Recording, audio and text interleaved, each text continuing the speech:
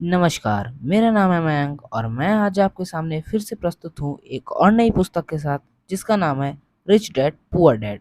और इस पुस्तक के लेखक हैं रॉबर्ट टी कियोसाकी और मैं आज से इस पुस्तक की ऑडियो समरी सुनाने जाऊंगा। तो आप सुनते रहिए सिर्फ द इंडिया बुक चैनल में। तो चलिए शुरू करते हैं। रॉबर्ट टी कियोसाकी परिचय में कहते हैं कि उनके दो पिता थे। एक पिता उनके रियल पिता थे जिन्हें वो पुअर डैड के बताते हैं, और दूसरे पिता जिन्हें वो रिच डैड कहते हैं वो उनके दोस्त के पिता थे। दोनों अपने करियर में सफल थे।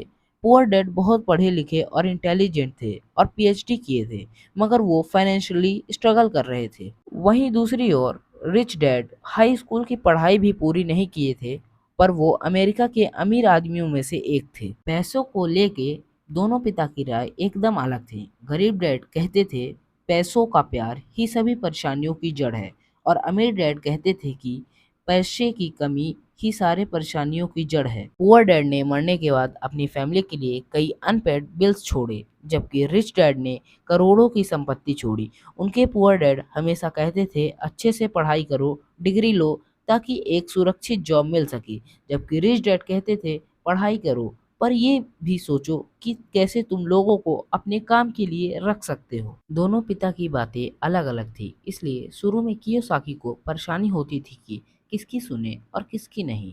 पर बाद में वो फैसला किए अमीर होने के लिए वो अपने रिच डैड की बातें सुनेंगे। रिच डैड ने कियोसाकी को 30 सालों तक सिखाते रहे, जिससे उनकी फाइनेंशियल नॉलेज बहुत बढ़ी, और यही उनके सफल होने और अमीर बनने का राज है।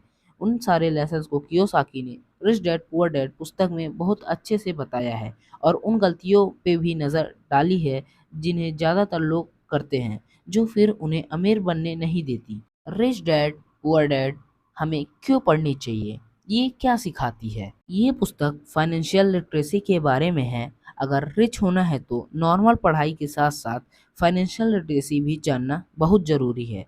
रिच डैड पुअर डैड उन्हीं पुस्तकों में से एक है। ढेर सारा पैसा कमाना ही काफ़ी नहीं होता रिच बनने के लिए। मनी मैनेजमेंट, पैसों से और पैसा बनाना, ये सब काम ही अमीरी की तरफ ले जाता है। इसलिए जो भी अमीर बनना चाहता है इस पुस्तक को ज़रूर पढ़े। ये काफ़ी सारे भ्रम तोड़ती है जो पैसों को लेके लोगों के मन में बुनी हुई है।